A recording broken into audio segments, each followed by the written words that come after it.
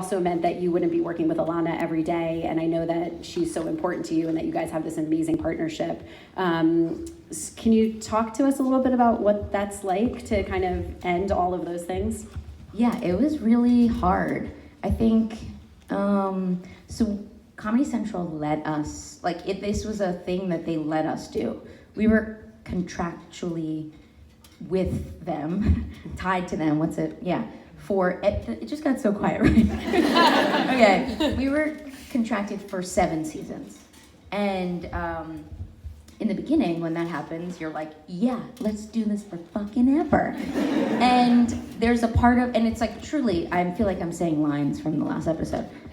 We could do that forever. Like, we could have written Broad City forever, but it wouldn't have been the show that we wanted it to be. Mm-hmm. And part of it was us being so honest about how we were feeling, like, that year. That's what was going on screen. And so when we started to talk about ending it, it just felt, I don't know, like, believe it or not, I'm 35. I know you guys are like, what? But I'm 35, and so my character's 5 years younger, so is Alana's.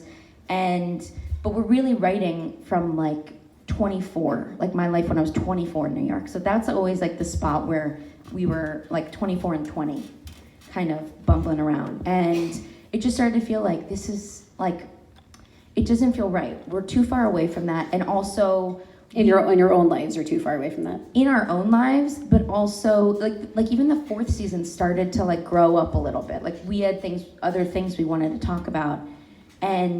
But the natural progression of it was, where was I going, guys? Where was I going? It was, we wanted to show not just like the bumbling like shenanigans in New York. We also wanted to show like, well, in our real lives, like a lot of my best friends moved to LA.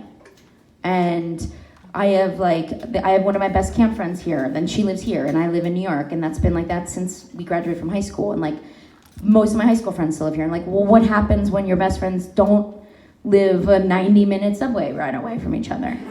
New Yorkers would have gotten that harder, okay. Takes a long time to get places. But, you know, what's that like? And so that's also, like, I think part of us felt like, well, we want to make sure that people know that, like, because I think people found the show and felt like, if they don't have this kind of relationship, like we can act like that until they get it, or they have it and they watch it together. And then it's like, but even if you're